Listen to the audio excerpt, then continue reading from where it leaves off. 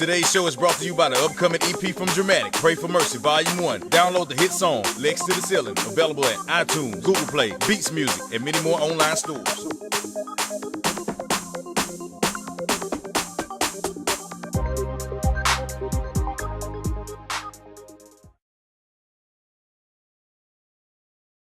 Today on the Independent Grind, we're going to talk about starting a business. Yeah. We're going to be following Dramatic Minds Entertainment as I set to release my EP, Pray for Mercy Volume 1. And also, follow me as I start production on my short film, I Hustle. So get your crunk juice, coffee, and candy, because it's about to get crazy. Yeah.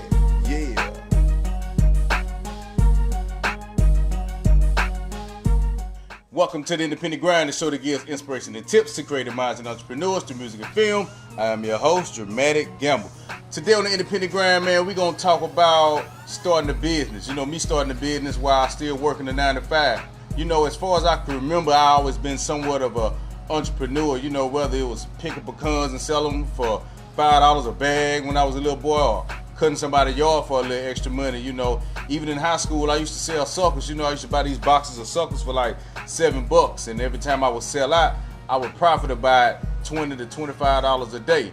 You know, that's also around the time I started DJing. You know, I actually started DJing maybe a little before that, but it was somewhere around the same time. But you know, I started out my first gig like $40, then after that $50, and eventually I went up. You know, back then that was okay money. You know, just in high school, just for a few extra bucks. You know, but I always been sort of a risk taker. You know, I always been a hard worker, whether it was working 2 jobs or selling drinks in the hood, you know what I'm saying? Selling drinks and hamburgers in the hood. You know, sometimes you got to see opportunity and take it. You know, it was a little store that closed down around my way, and me and my partner, we started selling drinks to all the guys that was in the streets around there with us hooping. You know, they were out there playing basketball, so we said, man, we're going to start selling drinks and chips, and eventually we started selling hamburgers and fries, man. You know, that was back in the days in my late teens, early 20s, man. But one of the first things I wanted to own was a record label.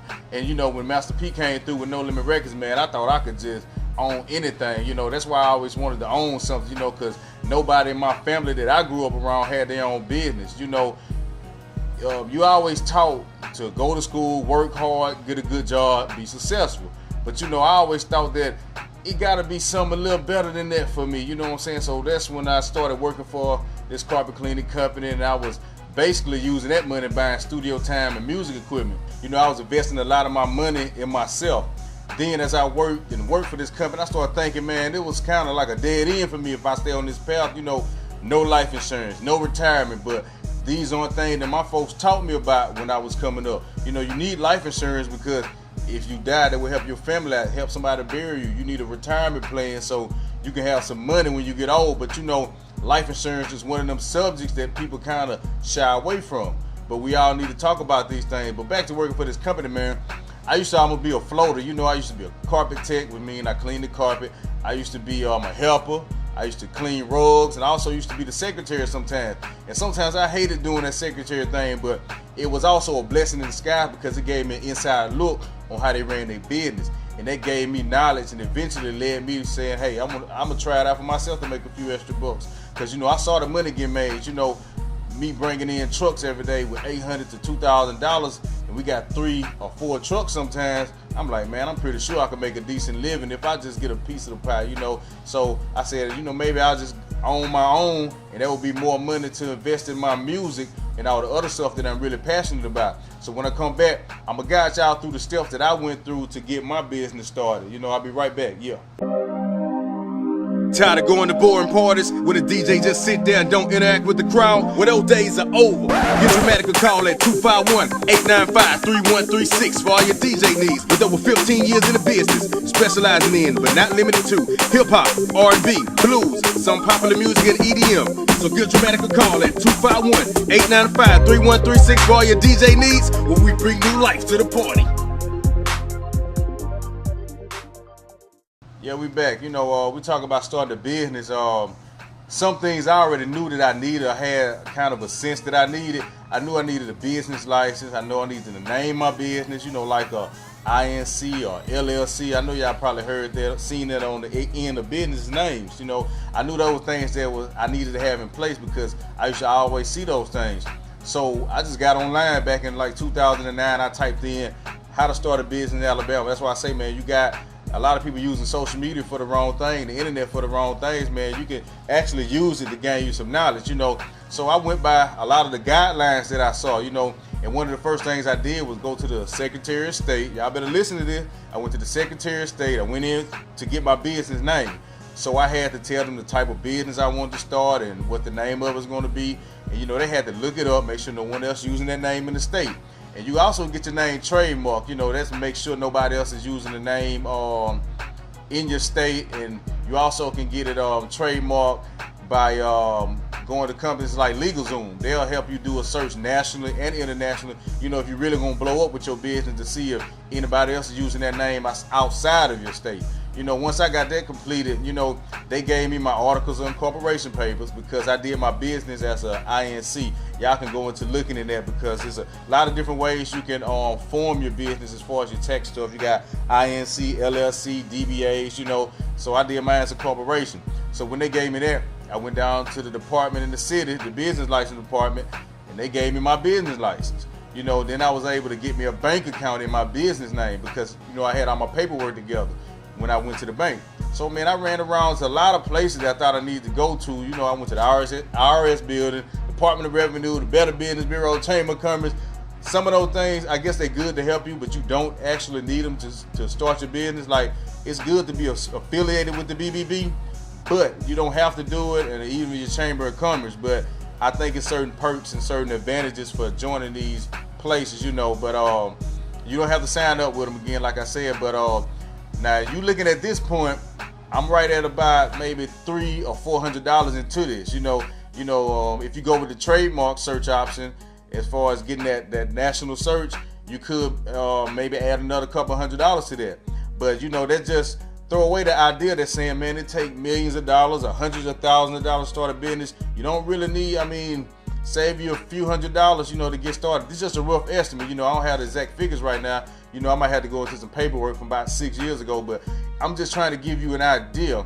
You know, now the business I started was a carpet cleaning company. I just knew what everything was gonna cost before I got into it. You know, that's when your business plan come into it. You know, you can do a formal business plan, or you can just do what I did and just write everything down on paper. You know, your business plan can change over time. You may even have one after you get started, you know, with your business. If you want to see your company go in a different direction, jot some ideas down. That's part of your plan. You know, it's just, you know, getting yourself ready for the future. You know, it's pretty much things that you need for your business, steps you're going to take to get them done, and so on and so on. You know, my business plan also included my equipment costs, office costs and supplies. You know, I need a computer, paper and pencil, things like that.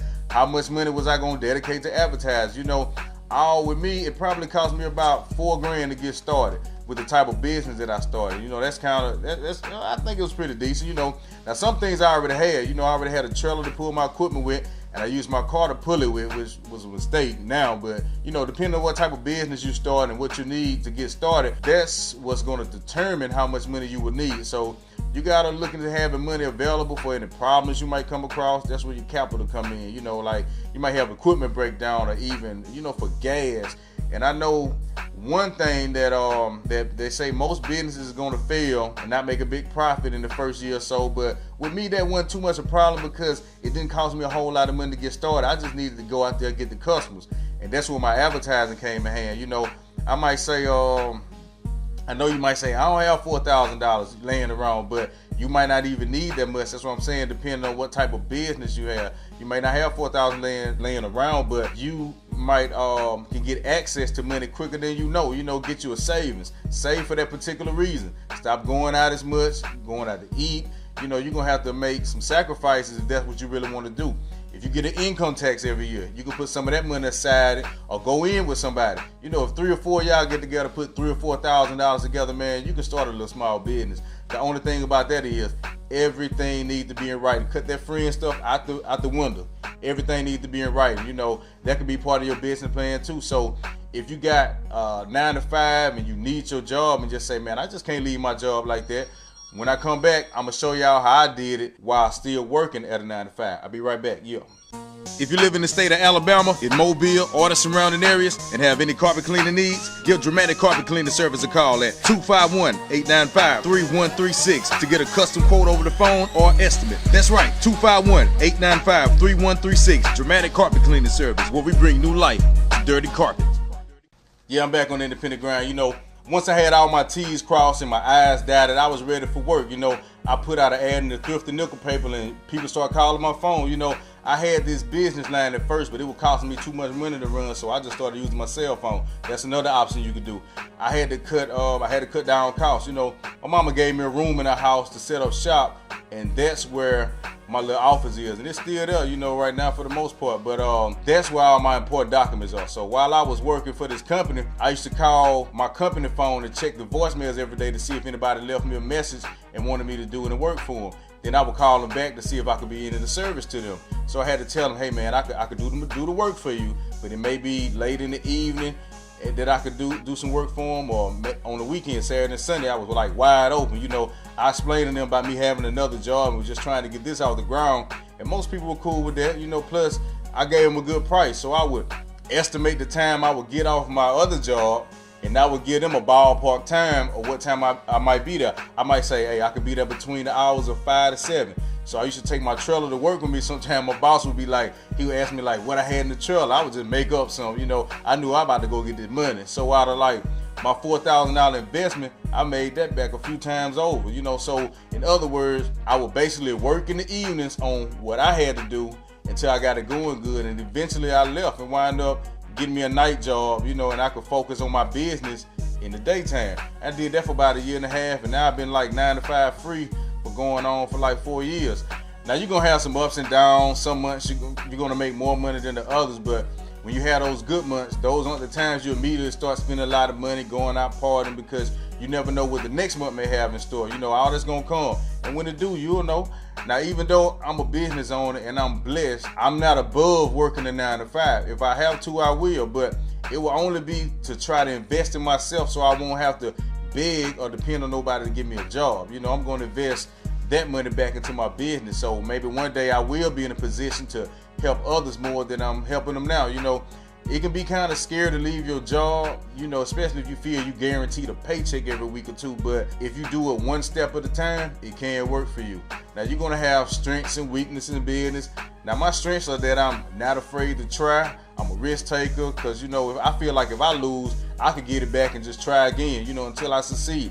And I know how to talk to people and, you know, just get out there and go get the business, not being scared. Now, one of my weaknesses is, and really understanding my business taxes 100%. I do have a tax lady that I go to, but some of the things I might not understand, so I might take a class on about business taxes and things, because, you know, that's one of my weak areas. You know, I'm not afraid to admit that.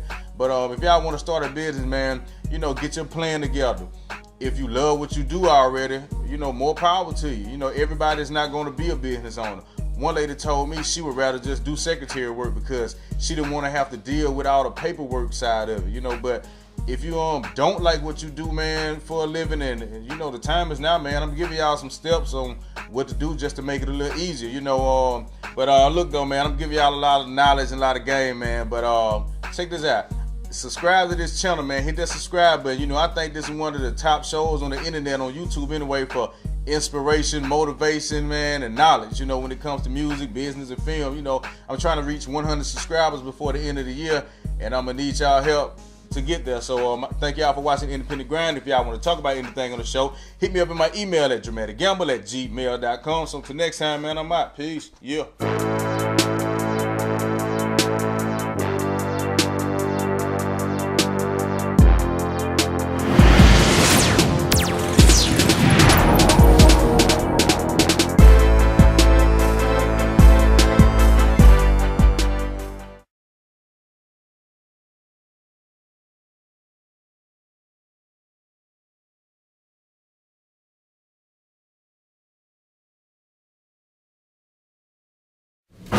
Yo, what up, bro?